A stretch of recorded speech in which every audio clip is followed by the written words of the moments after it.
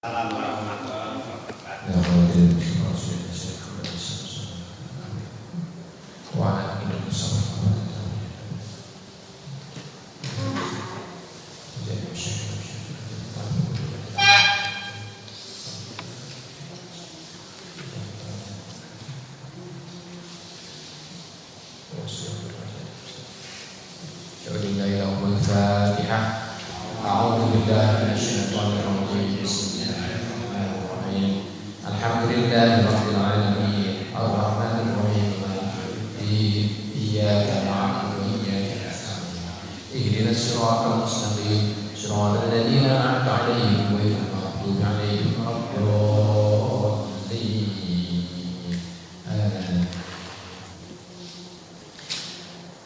Wa Ibni Abbas Waqalu subhanaka la ilma lana illa ma 'allamtana innaka antal alimul hakim.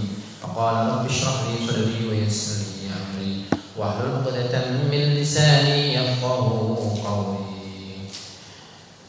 Wa 'an Ibni Abbas, dan diriwayatkan dari Abdullah bin Abbas radhiyallahu anhu, semoga Allah meridai keduanya. Qala, mengatakan Abdullah bin Abbas atau Ibnu Abbas, Shad laisat min azaimis sujud.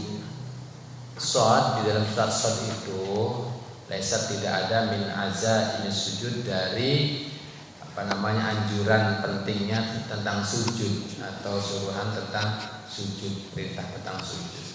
Tetapi waqad ra'aitu, dan sungguh aku telah melihat, kata Ibnu Abbas, Rasulullah akan utusannya Allah Nabi Muhammad sallallahu alaihi wasallam, melihat Rasul yasjudu, beliau sujud fiha, di dalam surat Shad.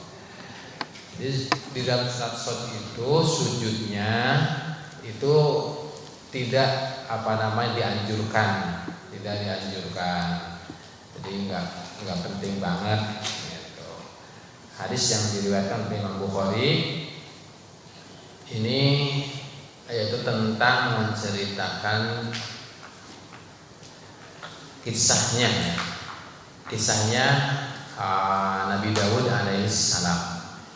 Di dalam surat Shad itu kan ayat 20 berapa itu, yang ada seorang yang lapor kepada Nabi Daud tentang dia punya kambing satu, saudaranya punya kambing 99 gitu kan. Aku punya saudara, ni akhun, inna li akhun lahu tis'un wa tis'ina nahjah. Saudaraku punya 99 kambing, saya punya satu. Kambing saya satu jadi aku sama dia. Gitu. Itu ternyata sindiran bahwasanya Nabi Daud itu istrinya 99. Kemudian Nabi Daud katanya berhasrat ada istrinya,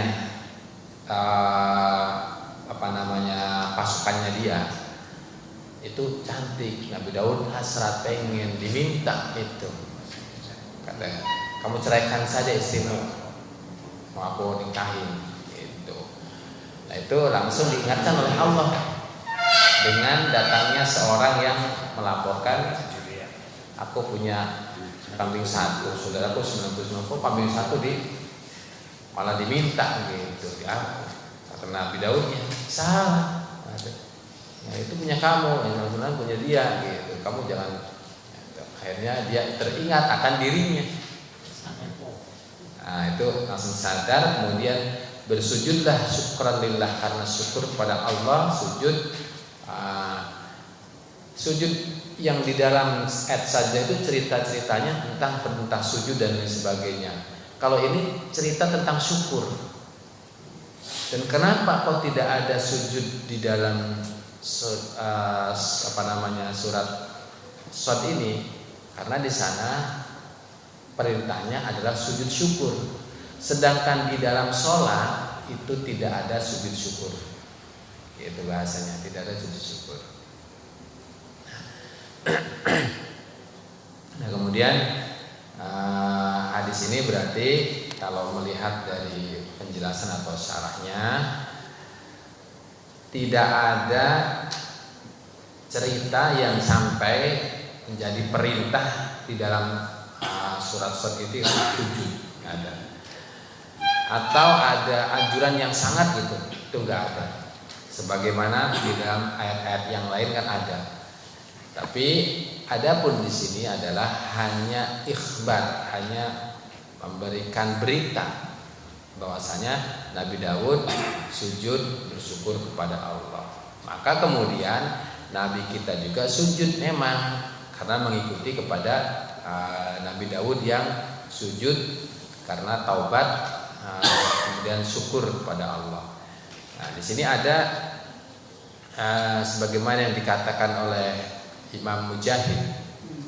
Kata Imam Mujahid, Sa'altu Ibnu Abbas, aku bertanya kepada Ibnu Abbas an sajdati Shad dari atau tentang sujudnya yang ada di dalam surat Shad. Kemudian faqala Ibnu Abbas mengatakan umira nabiyukum ayyak tadi bil anbiya'i. Nabi kalian telah diperintahkan oleh Allah untuk mengikuti para nabi yang sebelumnya. Di dalam firman Allah, kata Allah, ulaikal ladzina hadallahu fabihudahu muqtadih. Ulaika mereka itu alladzina hadallahu, yaitu orang-orang yang telah diberi hidayah petunjuk oleh Allah, fabihudahum, maka dengan petunjuknya mereka, hidayahnya mereka, iktadih, kau ikutilah. Ini di dalam surat Al-An'am ayat 90 ada perintah Nabi disuruh mengikuti apa-apa yang telah dicontohkan oleh nabi-nabi sebelum Nabi Muhammad. Maka Nabi sujud. Jadi perintahnya itu bukan perintah karena itu ayat saja, bukan. Perintahnya karena Nabi sebelum Nabi Muhammad itu sujud, maka Nabi Muhammad dianjurkan untuk mengikuti sujud. Dan di dalam madhab Imam Ahmad bin Hambali, jadi bahkan Imam Hambali mengatakan sujud di dalam sholat atau dalam sholat ketika baca surat Shad itu hukumnya batal sholatnya. Tapi kalau di luar sholat itu memang ada, bisa. Jadi di dalam sholat jangan. Jadi nggak ada sujud sujud tilawah di dalam surat Shad ketika sholat. Ada juga sujud syukur ketika di luar sholat. Jadi kalau di sholat nggak ada sujud syukur, nggak ada. Dalam sholat hanya sujud tilawah. Nanti ada penjelasan sujud syukur di hadis-hadis, mungkin ada di belakang kali. Ada apa? Ini kan bab tentang sujud ya. Insya Allah ada bab tentang sujud sahwi, sujud tilawah, sujud syukur aja. Wa an Ibnu Abbas radhiyallahu anhu, dan diriwayatkan dari Ibnu Abbas, semoga Allah meridhoinya, anna nabiyya, sesungguhnya Nabi Muhammad sallallahu alaihi wasallam sajada, Nabi sujud bin najmi ketika membaca surat An-Najm. Rawahul Bukhari, hadis ini diriwayatkan Imam Al-Bukhari. An-Najmi, An-Najm itu wan najmi idza hawa ma dhalla sahibukum wa ma ghawa, dan seterusnya. Ada di ayat-ayat yang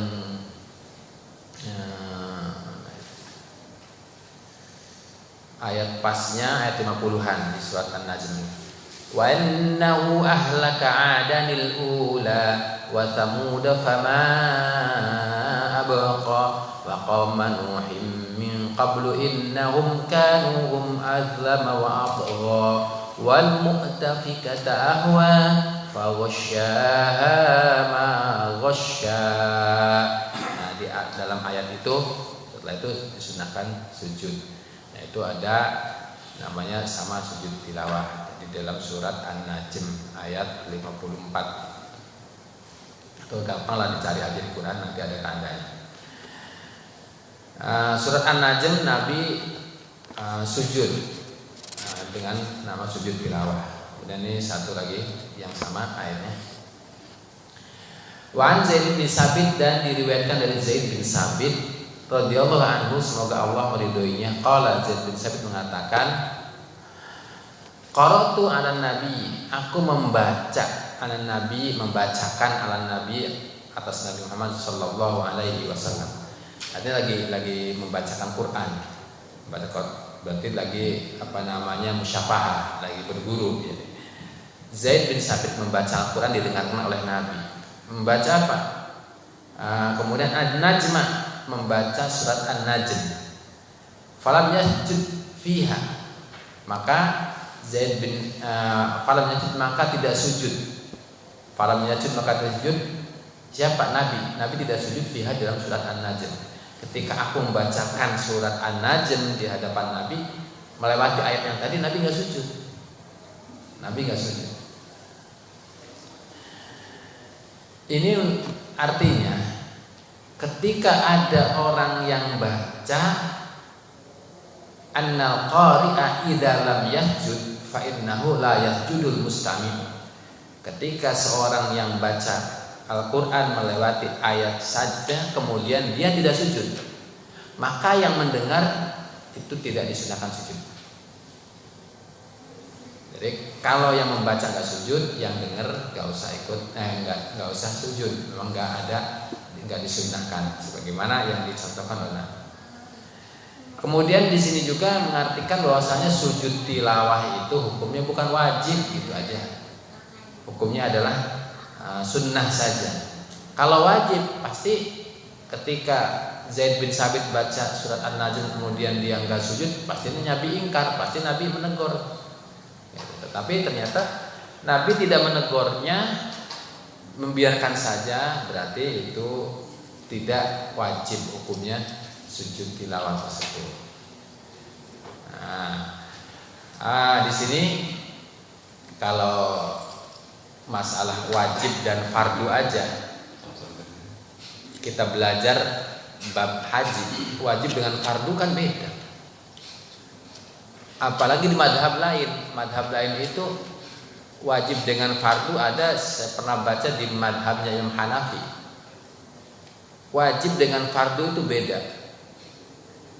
Kalau wajib itu menurut Imam Hanafi itu ada di bawahnya fardu. Maksudnya bagaimana? Kalau fardu itu ada dalil yang qat'i, umpamanya aqimis sholat, dirikanlah sholat, berarti wajib sholat. Fardu itu fardu. Kalau wajib yaitu umpamanya hukumnya qiyas, disamakan, atau hukum-hukum yang lain yang derajatnya tidak langsung secara dalil yang letterek yang langsung gitu. Nah, kalau perintah puasa kan udah langsung jelas. Perintahnya ketika orang beriman kan kutiba alaikumussyam udah jelas. Kalau yang tidak jelas secara dzanni saja maka hukumnya bukan fardu tapi wajib. Itu menurut Imam Hanafi, maka beda-beda. Tapi kalau menurut Imam Syafi'i, wajib dengan fardu itu sama kecuali di dalam bab haji. Beda bab haji. Nah, kalau dalam bab haji itu kalau yang namanya fardu itu kan seperti wukuf di Arafah itu nggak bisa digantiin, harus ngulangin tahun depan gitu. Tapi kalau yang namanya wajibnya haji itu nanti bisa ditukar, ada ada namanya dam itu kafarat atau bayar denda. Jadi kita memang di telinga kita yang namanya wajib dengan fardu ya kayak yang sama aja, wajib fardu rukunnya sama kan. Tapi nanti secara detailnya tuh enggak. Jadi intinya dalam surat An-Najm itu Nabi tidak sujud ketika mendengar surat An-Najm karena yang membacanya aja enggak sujud. Yang baca enggak sujud. Dan Wa an Khalid bin Ma'dan, dan dari Khalid bin Ma'dan radhiyallahu anhu, semoga Allah ridhoinya. Qala Khalid mengatakan, fuddilat suratul haji bisajdataini. Fuddilat telah diunggulkan, telah diunggulkan apa? Suratul haji, surat al-hajj bisajdataini, karena ada ayat sajdah 2. Karena ada ayat sajdah 2. Hadis ini rawahu Abu Dawud, diriwayatkan oleh Imam Abu Daud fil marosil, di dalam hadis-hadis mursal. Hadis mursal itu, saya ulangi lagi, hadis mursal itu hadis yang meloncat satu rawi, sanadnya meloncat satu rawi, rawinya yaitu sahabat. Ketika seorang tabi'in langsung mengatakan dari Nabi Muhammad Shallallahu Alaihi Wasallam, bilangnya begitu. Tabi'in mendengar, katanya aku mendengar dari Nabi. Padahal tabi'in kan nggak pernah ketemu Nabi. Ya kan, Nabi itu bertemu dengan para sahabat. Sahabat tuh orang-orang yang bertemu dengan Nabi dan iman kepadanya. Kemudian ada orang setelah Nabi meninggal, orang-orang itu ketemu dengan sahabat, ngaji, berguru sama sahabat, iman pada Nabi dan nggak bertemu dengan Nabi. Itu namanya tabi'in. Di bawahnya lagi tabi'in, dan seterusnya. Tuh. Nah, sekarang ada tabi'in, dia ngomong, saya bertemu dengan saya mendengar Nabi mengatakan ini. Itu namanya hadisnya hadis mursal. Jadi hadis yang menggugurkan sanadnya itu satu rawi, yaitu sahabat. Hadis mursal itu tidak bisa dipakai sebagai dalil. Tidak bisa dipakai sebagai dalil untuk menghalalkan, mengharamkan sebagai dasar ibadah, kecuali untuk fadhilul amal itu boleh. Hadis ini fudilat suratul haji, itu memang di dalam surat haji itu ada 2 ayat saja. Oh, berarti surat haji itu kalau dilihat dari ada 2 ayat saja, berarti ini lebih unggul daripada surat lainnya gitu aja. Ini mah utak-atik secara logis aja. Karena kalau berdasarkan dalil itu tidak sah sebagai dalil karena hadis mursal. Warahu Ahmad wa Tirmidzi mausulan min hadis Uqbah bin Amir, dan meriwayatkanlah Imam Ahmad akan hadis yang sama seperti itu. Tirmidzi juga meriwayatkan, tapi ini mausul berarti tersambung. Hadisnya tersambung sampai Nabi. Min hadis Uqbah, dari hadis riwayat Uqbah bin Amir. Tetapi dalam riwayat Ahmad itu wazada, menambahkan Imam Ahmad, faman lam yasjudhuma fala yaqra'ha. Barang siapa yang tidak mau sujud di kedua ayat tersebut, maka nggak usah baca surat Al-Hajj. Gitu. Kalau nggak mau sujud, nggak usah baca surat Al-Hajj, bilangnya begitu. Tambahan dari Imam Ahmad. Tetapi wasanaduhu dhaifun, sanadnya lemah. Sekali lagi, karena sanadnya lemah tentu tidak bisa sebagai dasar hujjah bahwasanya orang kalau nggak mau sujud nggak usah baca surat itu. Enggak, tetap baca. Yang namanya sujud itu kan tadi sudah dikatakan itu bukan wajib tapi hanya sunnah saja. Nah, jadi hanya sunnah saja. Memang secara dohirnya hadis itu mengatakan kalau nggak mau baca ya nggak usah, kalau nggak mau sujud nggak usah baca. Ekstrim banget bahasanya, tapi ya udah. Nah, tetap ditulis dan tetap dijelaskan ini hadis-hadis dhaif. Gak boleh dibuang, tetap aja untuk khazanah ilmu, untuk pengetahuan kita. Ada hadis yang dhaif begini, ada hadis yang sahih begini, kan kita tahu jadi.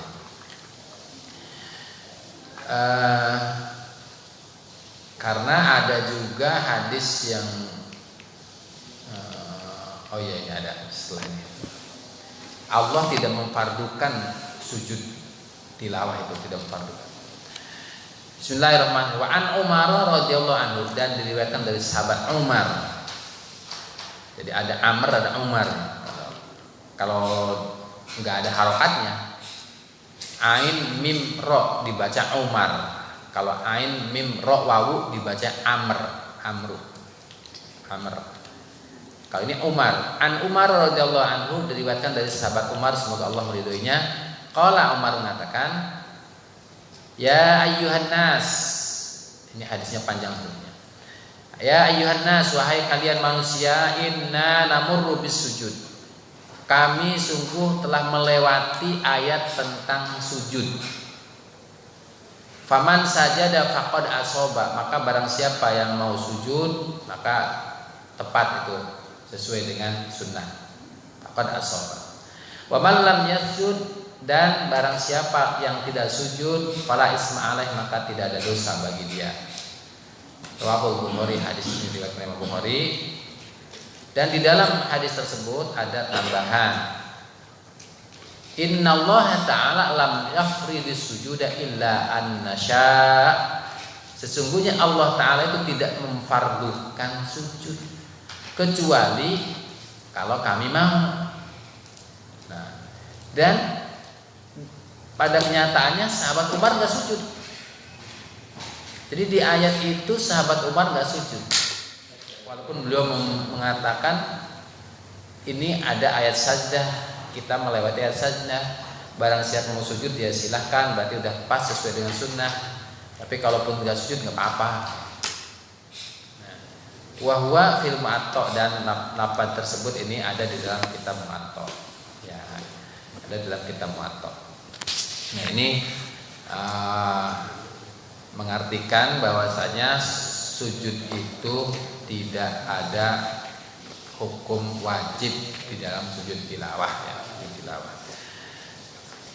Artinya mau dikerjakan silahkan, nggak apa-apa. Tapi kalau melihat dari faqad asoba, kalau mau mengerjakan maka sungguh engkau telah menepati sesuai dengan hadisnya, ya kita paling tidak mengamalkanlah seumur sekali mah kita sujud tilawah. Gitu. Kita lagi baca Quran di rumah nih umpamanya, ada ayat sajdah sujud tilawah, nah, kita sujud. Gitu.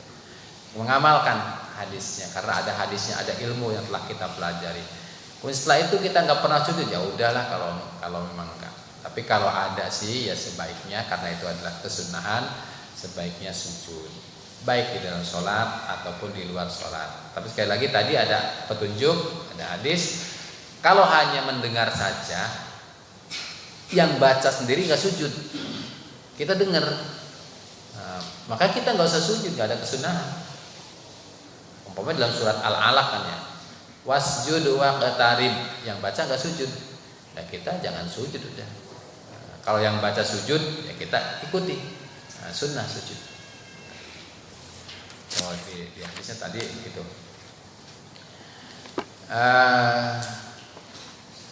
Ya satu lagi. Wa an ibn Umar, tentang sujud tilawah. Dari sahabat Ibnu Umar, Abdullah bin Umar, namanya Abdullah bin Umar radhiyallahu anhuma, semoga Allah meridhai keduanya, Abdullah dan Umar. Karena adalah qala telah berkata Ibnu Umar, karena adalah an-nabiyyu Nabi Muhammad sallallahu alaihi wasallam, yaqra'u, beliau membacakan alaina atas kami Al-Qur'an. Beliau membacakan Al-Quran kepada kita. Fa idza marra bis sajdati kabbara wa sajadna ma'ahu. Maka ketika melewati bacaan Nabi itu bis sajdah dengan ayat sajdah, bacaan Nabi melewati ayat sajdah, kemudian kabbara, Nabi takbir, Allahu akbar. Wa sajada, dan Nabi sujud, wa sajadna, dan kami juga sujud ma'ahu, bersama Nabi. Hadis ini hadis riwayat Abu Dawud bisanadin fihi linun. Dalam sanadnya ada lemah gitu. Ada lemah, tapi bukan dhaif ya. Layyun bukan dhaif. Ada bahasanya linun atau layyinun ya, layyinun atau linun. Hadis menunjukkan tentang syariatnya sujud tilawah. Kemudian yang mendengar itu harus mengikuti sujud, atau disunahkan mengikuti sujud ketika yang membacanya juga sujud, dalam contoh hadis itu. Kemudian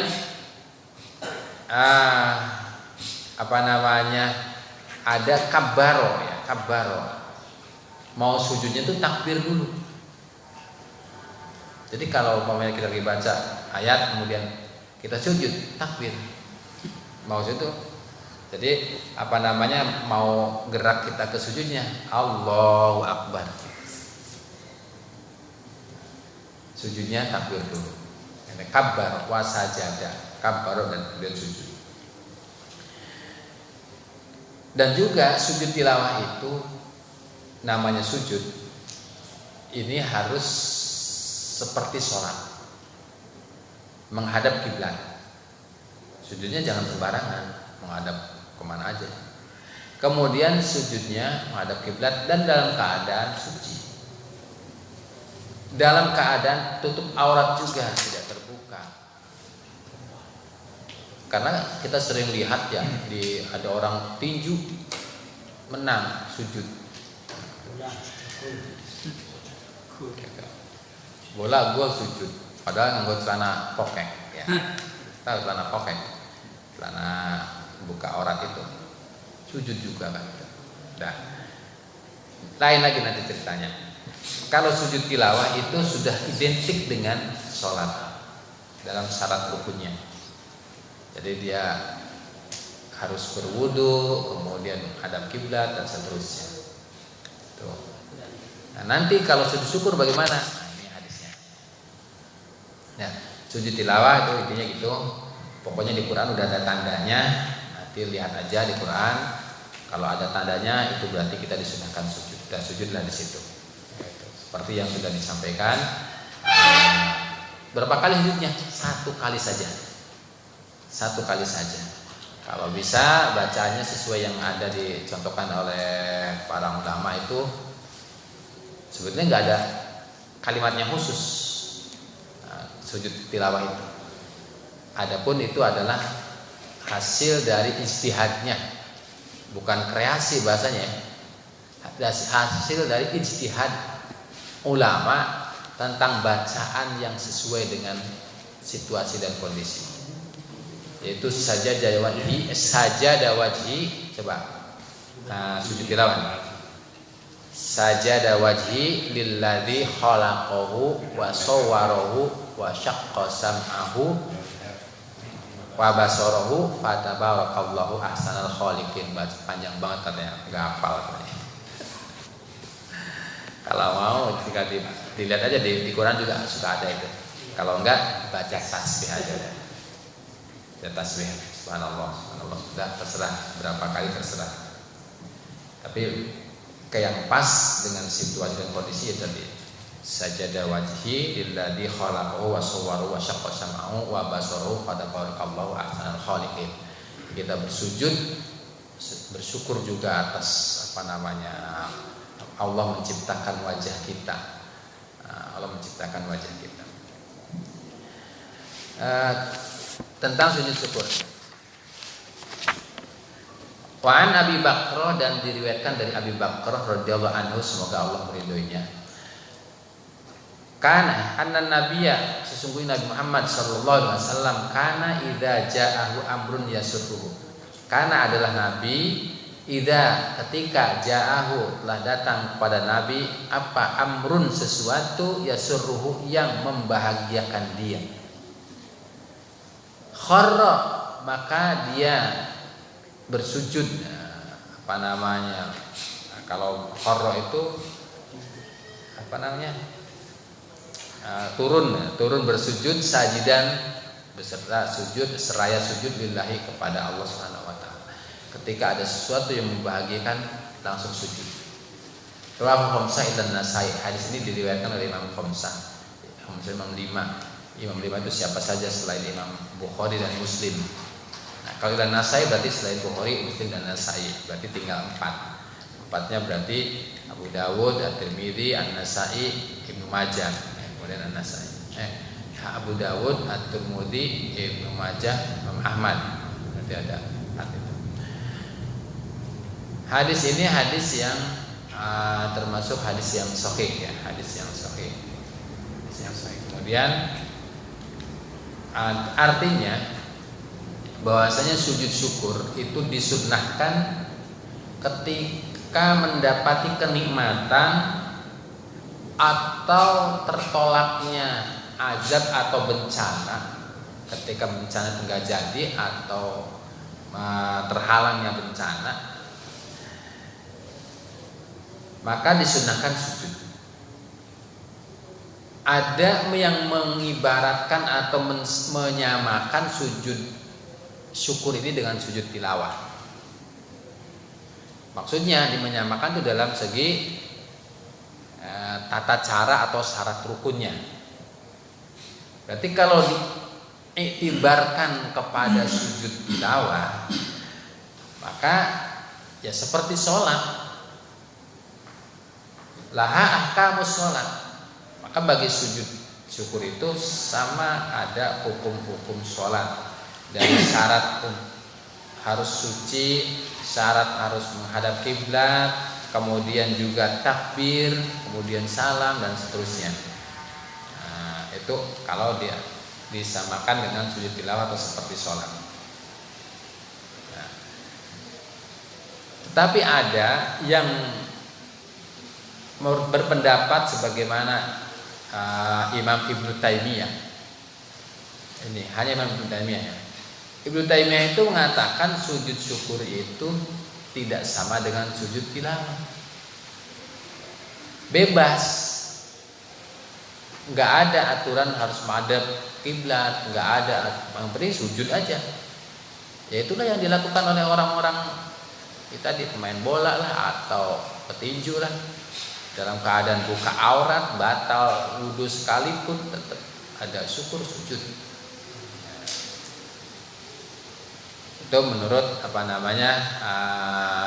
Ibnu Taimiyah ya, Ibnu Taimiyah. Tapi menurut Imam Syafi'i ya, Imam Syafi'i di sini tetap disunnahkan sujud syukur. Kemudian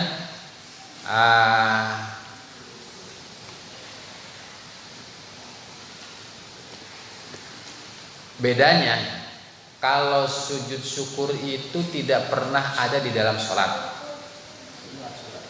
tidak ada di luar sholat. Kalau sujud tilawah kan di dalam sholat ataupun di luar sholat, dalam sholat ataupun di luar sholat. Nah, kalaupun ada orang di dalam sholat kemudian sujud syukur bagaimana? Maka hukumnya batal. Hukumnya batal kalaupun ada. Dan kemudian tadi menurut Imam Syafi'i tetap harus dalam keadaan tutup aurat, kemudian berwudu, ya, wudu Imam Syafi'i, kemudian menghadap kiblat, ya sama seperti tadi sujud tilawah. Jadi enggak sembarangan langsung sujud aja. Itu syaratnya sujud syukur. Karena sujud itu kan kalau kita belajar tentang sholat, intinya sholat kan di dalam sujud. Nah, dalam sujudnya, sehingga sujud itu ya sama dengan sholat, itu sama dengan sholat. Karena intinya penghambaan diri kepada Allah itu di dalam sujudnya itu. Jadi sebabnya sama. Kalau ada kenikmatan atau tertolaknya bencana, nah itu sebab sujud syukur. Tapi cara melakukannya yaitu berbeda. Ya, kalau yang Syafi'i ada syarat-syaratnya itu tadi seperti sujud tilawah gitu aja.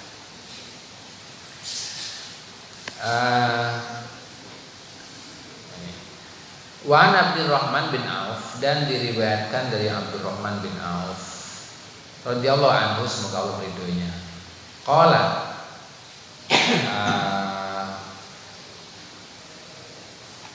Qala Abdurrahman bin Auf mengatakan, sajadan Nabi sujud. Sajadah telah sujud Nabi Muhammad sallallahu alaihi wasallam. Fa'atola, kemudian Nabi memanjangkan. Memanjangkan itu bukan memanjangkan badannya, tapi memanjangkan waktunya. As-sujudah akan sujud tersebut. Setelah agak lama sujud, summa rafa'a ra'sahu, kemudian Nabi mengangkat kepalanya. Waqala, dan Nabi mengatakan, inna Jibrilah atani, sesungguhnya malaikat Jibril atani datang kepadaku. Fabasyaroni, Jibril memberikan kabar gembira kepadaku. Karena aku gembira, fasajadtu maka aku sujud lillahi, karena Allah, syukron, untuk bersyukur, dalam rangka bersyukur. Hadis ini diriwayatkan oleh Imam Ahmad wa sahhahu al-Hakim. Imam Hakim mengatakan hadis ini hadis sahih. Jadi Nabi sujud lama. karena ada syukur nikmat yang telah datang dan dikabarkan oleh malaikat Jibril kepada Nabi. Sujudnya lama, berarti ini ya, dalam sujud itu ya, bacanya apa itu kan tidak dijelaskan di sini. Maka terserah bacaannya yang munasabah, yang cocok paling tidak yaitu ada bacaan-bacaan tasbihnya. Mau baca subhanallah, baca yang 4 itu subhanallah, alhamdulillah, wa la ilaha illallah, wallahu akbar, atau baca yang lain terserah. Yang penting ada kata tasbihnya, ada kata tasbih. Bersyukur pada Allah atas kenikmatan.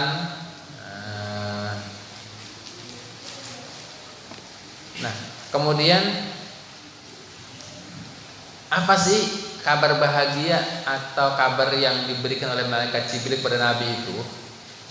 Ada dalam penjelasannya, al-bisyar alladzi ja'a biha Jibril ila Nabi, kabar bahagia yang datang membawa kabar tersebut malaikat Jibril kepada Nabi yaitu apa? Wa annahu akhbaruhu anna man shalla alaihi sholatan wahidatan fa innallaha ta'ala yusalli alaihi biha 10 marrat. Ada hadis, ada bukan hadis, ada kabar dari malaikat Jibril bahwasanya dari Allah, barang siapa yang bersolawat kepada Nabi 1 kali solawat, maka Allah Ta'ala akan membalas solawat untuknya 10 kali, 10 marrat, 10 kalimat. Nabi tentu sangat bahagia dengan hal tersebut, sangat bahagia. Nah, bahagianya kenapa? Allah Ta'ala telah mengangkat derajatnya. Ketika ada orang membaca 1 sholawat saja, Allah sampai membalas 10 kali. Berarti kan Nabi mempunyai derajat yang mulia, yang lebih tinggi, yang sehingga ada pahala yang sangat besar bagi orang yang membaca sholawat kepada Nabi. Nah, itu karena Allah mempunyai sifat rahmat, sifat fadl atau sifat karom, sifat maha orang kita dermawan kan, penyantunnya Allah. Nah, dengan sholawat yang banyak dibalaskan kepada orang yang membaca sholawat cuma 1 kali.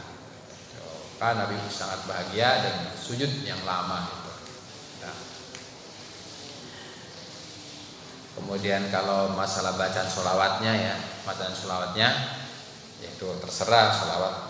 Tapi sholawat itu minimal ada kata-kata sholli atau sholla atau apa ya, dan ada kata-kata Allah dan kata-kata Muhammad. Udah itu aja.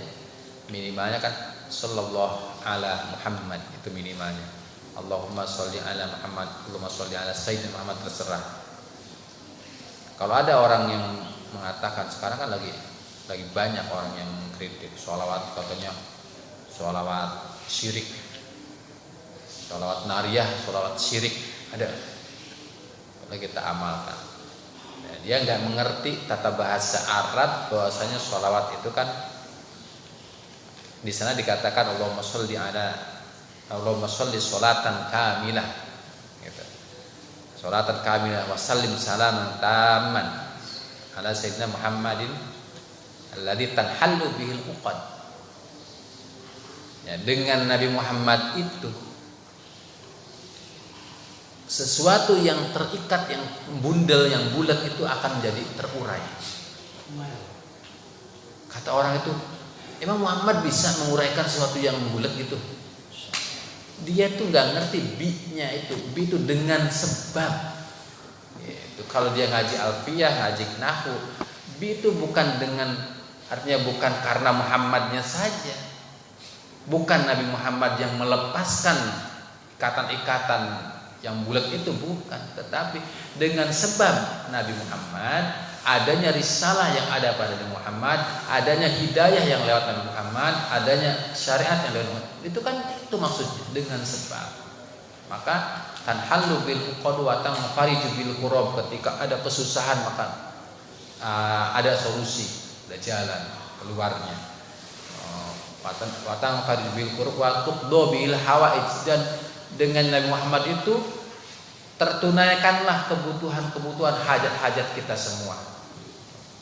Tapi orang itu emang bisa Nabi Muhammad menunaikan hajat kita? Syirik itu namanya. Dengan sebab Nabi Muhammad, maka tertunaikanlah segala hajat kita. Itu ada. Ya. Kan namanya wasilah namanya. Tawassul, wasilah. Bihi itu. Wasilah itu kalau tawassul, kalau memang dari dulunya orang nggak paham tawassul atau dia tidak mengimani tentang tawassul, ya udah nggak nyambung. Tawassul itu kan apa namanya,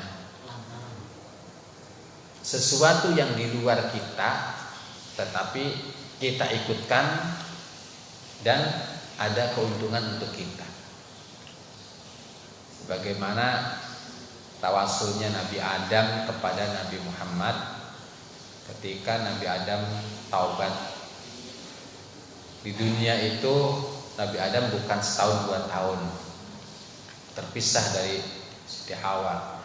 Kemudian fatalaqqa Adam kalimatin, Allah mentalkin kalimat, mengajarkan kalimat pada Nabi Adam dengan Rabbana dzalamna anfusana illam taghfir lana wa tarhamna lanakunanna minal khasirin. Nah, di samping itu juga Nabi Adam itu dalam riwayatnya ada Nabi Adam bertawassul, ya Allah, dengan sebab Muhammad, ampunilah aku, bebaskanlah aku dari kesusahan ini. Oleh Allah ditanya, kenapa engkau kok menyebut Muhammad? Emang tahu siapa Muhammad itu? Ternyata kata Nabi Adam, saya nggak tahu Muhammad itu. Cuman yang saya tahu pastinya Muhammad itu nama seseorang yang mulia, nama seseorang yang pokoknya hebat lah. Kenapa? Karena di surga itu tulisannya, di dalam pintu surga ada tulisan La ilaha illallah Muhammadur Rasulullah. Ada kata-kata Muhammad di situ. Nah, Nabi Adam paham, ya, tawassul dengan ya Allah, dengan sebab Muhammad maka ampunilah aku dan seterusnya. Kemudian Allah mengampuni, kemudian Allah mempertemukanlah Nabi Adam dengan Siti Hawanya. Nabi Adam aja, Nabi Muhammad belum ada sudah tawassul kepada Nabi Muhammad. Jadi sebagai penolong tawassul itu, ya udah gampangnya sih gini aja. Kita mau ke seseorang yang kita nggak kenal pemain itu, kita akan ngomong, Pak, saya temennya Pak Ahmad itu, teman Bapak. Oh iya, kemana dia? Gitu. Dia pasti nanyain Pak Ahmadnya. Nah, terus dia kata, kamu apanya? Terus saya saudaranya. Oh iya. Jadi menyambungkan seseorang tuh dengan begitu. Tapi jangan dianggap berarti Allah harus sambungkan dengan enggak harus begitu. Silahkan kalau bisa datang sendiri, silahkan, enggak salah. Tapi tahu enggak Bapak, bahwasanya kita masuk surga itu tidak bisa sendirian. Kita harus ngaku, saya umatnya Nabi Muhammad, maka masuklah bersama umat Nabi Muhammad. Saya golongannya orang-orang yang berpuasa dari umat Nabi Muhammad, maka masuklah dengan golongannya orang-orang yang berpuasa. Saya golongannya orang-orang bersedekah, maka masuklah. Ada di antara orang-orang yang tidak masuk golongan itu semua, tersesat dia, nggak bisa, nggak ada tiketnya. Kalau kita sudah ikut Nabi, saya umatnya Nabi Muhammad, kenapa? Saya selalu baca sholawat kan gitu, bisa seperti itu. Dan nanti tergantung, kalau Allah memberikan rahmatnya, berarti kita mendapatkan ridhonya dan masuk ke dalam surganya. Tapi kalau kebalikannya, ya wallahu alam. Yang jelas masuk ke surga itu tidak bisa sendirian. Harus ada gurunya, harus ada ilmu yang menjadi pegangan kita. Jadi kita umat Nabi Muhammad ya ikutlah kepada Nabi Muhammad, kita mencintai Nabi Muhammad. Nah, jadi ada sekali lagi sujud syukur karena sholawat 1 dibalas dengan 10 oleh Allah atas umat Nabi Muhammad tersebut. Ada satu lagi, ini pas terakhir ya, terakhir. Satu lagi, Al-Barra bin Azib, dari Imam Al-Barra bin Azib radhiyallahu anhu, anna Nabiya Muhammad sallallahu alaihi wasallam ba'atsa Aliyan. Nabi mengutus, mendelegasikan Ali, sahabat Ali, ila Yaman, ke Yaman. Ali disuruh ke Yaman untuk membawa agama Islam. Jadi fadzakarlah hadis, kemudian sebutkan hadisnya panjang. Panjang. Kemudian faqala,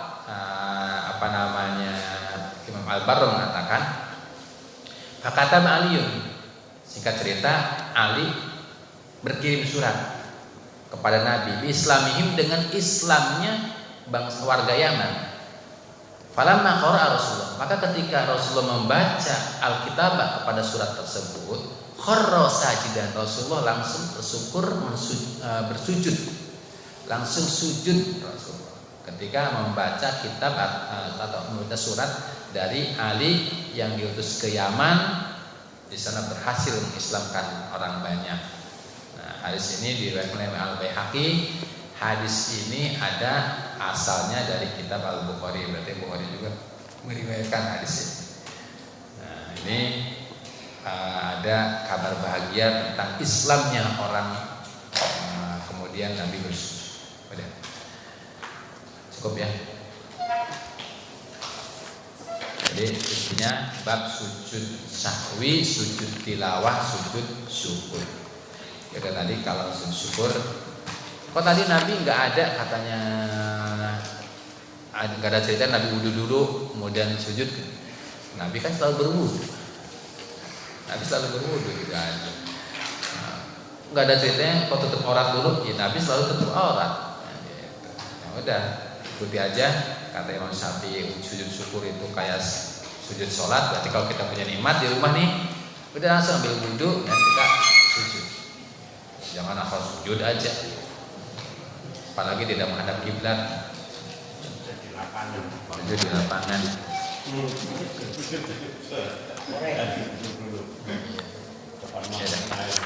Terima kasih, semoga bermanfaat untuk kita semua.